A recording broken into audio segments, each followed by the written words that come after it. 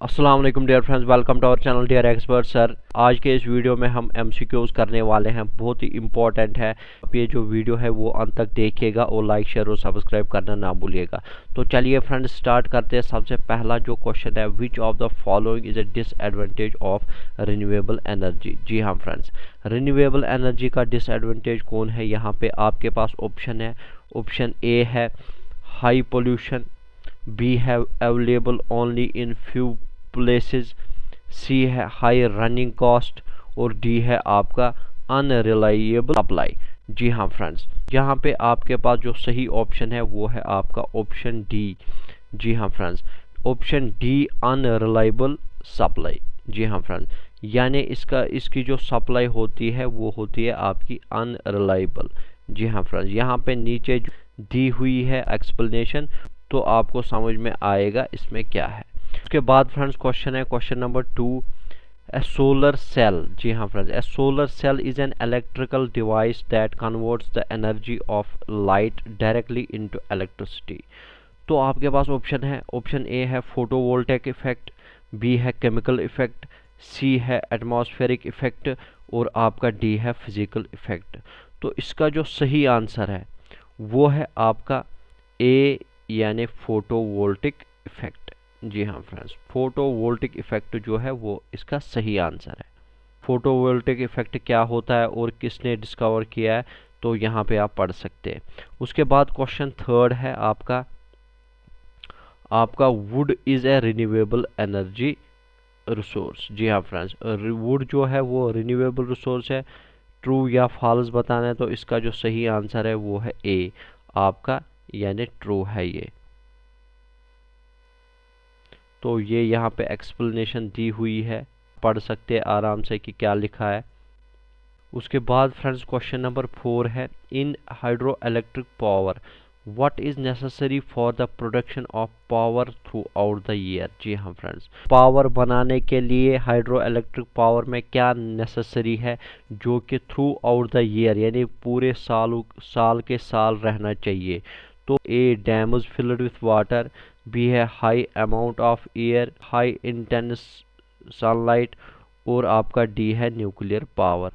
तो इसका जो सही आंसर है वो है आपका option A dams filled with water. जी हाँ friends, dams filled with water जो है वो आपका सही आंसर है। यहाँ पे आपकी एक्सप्लेनेशन जो है वो दी हुई है, आप ये पढ़ सकते हैं कि क्या बोल रहा है। उसके बाद फ्रेंड्स क्वेश्चन नंबर 5 है, the main composition of biogas is. जी हाँ फ्रेंड्स, मेन कंपोजिशन क्या होता है बायोगैस में। आपके पास ऑप्शन है। ऑप्शन ए है मीथेन, बी है आपका कार्बन डाइऑक्साइड, सी है नाइट्रोजन और डी है आपका हाइड्रोजन। तो यहाँ पे इसका जो सही आंसर है वो है आपका ऑप्शन ए। जी हाँ फ्रेंड्स, मीथेन इसका जो है वो सही आंसर है। तो यहाँ पे आप क्लैरिफिकेशन जो है वो यहाँ पे दी हुई है, आप देख सकते हैं, पढ़ सकते हैं कि इसमें क्या लिखा हुआ है। मीथेन की जो कंपोजिशन है वो आपकी 15 to 75%, इसी तरह कार्बन डाइऑक्साइड की 25 to 50%, नाइट्रोजन की 0 to 10% और आपका हाइड्रोजन की जो है वो 0 to 1%। उसके बाद क्वेश्चन नंबर 6 है, which ministry is mainly responsible for research and development in renewable energy sources such as wind power, hydro power, biogas and solar power. जी हाँ फ्रेंड्स, जो रिन्यूएबल एनर्जी है उसमें कौन सी मिनिस्ट्री जो है वो रेस्पॉन्सिबल है। तो यहाँ के पास ऑप्शन है। ऑप्शन ए है ह्यूमन रिसोर्स डेवलपमेंट, बी है एग्रीकल्चर एंड फार्मर्स वेलफेयर, सी है आपका ministry of new and renewable energy और आपका डी ऑप्शन है हेल्थ एंड फैमिली। तो इसका जो सही आंसर है वो है आपका ऑप्शन सी। जी हाँ फ्रेंड्स, सी जो है ministry of new and renewable energy, इसकी मिनिस्ट्री होती है जो कि रिन्यूएबल एनर्जी सोर्सेज को देख रेख करता है। यहाँ पे क्लैरिफिकेशन दी हुई है, एक्सप्लेनेशन दी हुई है, इसमें क्या लिखा हुआ है वो आप वीडियो पॉज करके खुद देखेंगे। उसके बाद क्वेश्चन है, question number 7, which among the following have a large amount of installed grid interactive renewable power capacity in India. तो इसमें आपके ऑप्शंस है A wind power, B solar power, C आपका बायोमास पावर, डी है आपका small hydro power. इसका जो सही आंसर है वो है आपका ऑप्शन ए यानी विंड पावर। जी हाँ फ्रेंड्स, विंड पावर इसका जो है वो सही आंसर है। यहाँ पे एक्सप्लेनेशन नीचे दी हुई है। जो विंड पावर है उसकी सबसे ज़्यादा कैपेसिटी है। इसी तरह आप नीचे देख सकते हैं आपका जो सोलर पावर है कितनी कैपेसिटी है, बायोमास पावर की कितनी, यानी ऑप्शन के हिसाब से यहाँ पे नीचे एक्सप्लेनेशन दी हुई है कि किस में कितनी कैपेसिटी है। उसके बाद फ्रेंड्स क्वेश्चन है the world's first 100% solar powered airport located at. जी हाँ फ्रेंड्स, फर्स्ट 100% यानी 100% एयरपोर्ट है वो सोलर पावर पे चलता है। तो यहाँ पे आपके पास ऑप्शन है, option A Cochin Kerala, B है बेंगलुरु कर्नाटका, सी है चेन्नई तमिलनाडु, डी है आपका मुंबई महाराष्ट्र। तो इसका जो सही आंसर है वो है आपका ऑप्शन ए यानी कोचीन केरला। जी हाँ फ्रेंड्स, कोचीन केरला जो है वो आपका सही आंसर है।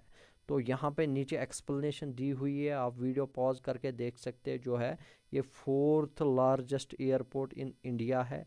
ये एक इंटरनेशनल एयरपोर्ट है और आपका जो है ये world first fully solar powered airport बन गया था अगस्त 18 2015 में।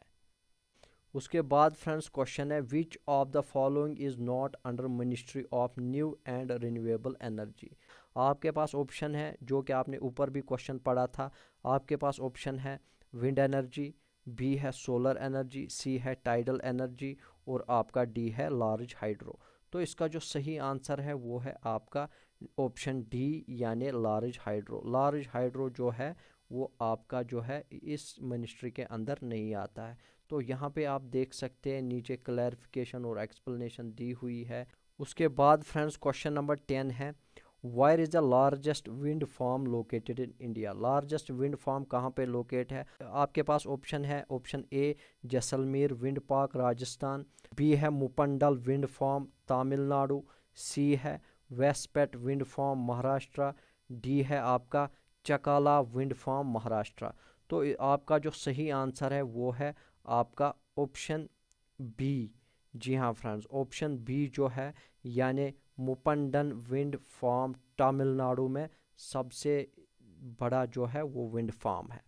तो यहाँ पे एक्सप्लेनेशन दी हुई है, क्लैरिफिकेशन नीचे दी हुई है। ये जो मुपंडल विंड फार्म है जो कि तमिलनाडु में है, ये प्रोड्यूस करता है आपका 1500 मेगावाट ऑफ करंट कैपेसिटी, यानी जो कि आज इंडिया में कैपेसिटी है उसका जो है वो 1500 मेगावाट यहाँ पे आपका जो है वो प्रोड्यूस करता है। उसके बाद फ्रेंड्स है nuclear energy is a renewable energy. जी हाँ फ्रेंड्स, और न्यूक्लियर एनर्जी जो है वो रिन्यूएबल एनर्जी है कि नहीं, ट्रू या फॉल्स आपको बताना है। तो इसका जो सही आंसर है वो है आपका बी फॉल्स, यानी न्यूक्लियर एनर्जी जो है वो आपका रिन्यूएबल एनर्जी नहीं है, क्योंकि ये न्यूक्लियर पावर प्लांट के द्वारा बनाया जाता है। तो न्यूक्लियर पावर प्लांट जो है वो यूरेनियम का यूज़ करता है आपका न्यूक्लियर फ्यूल के तौर पे, ताकि ये इलेक्ट्रिसिटी जो है वो जनरेट हो जाए।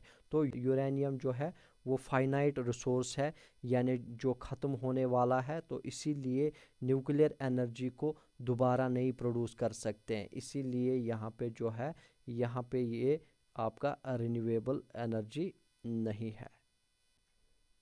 उसके बाद फ्रेंड्स क्वेश्चन है which Indian enterprise has the motto energy for ever.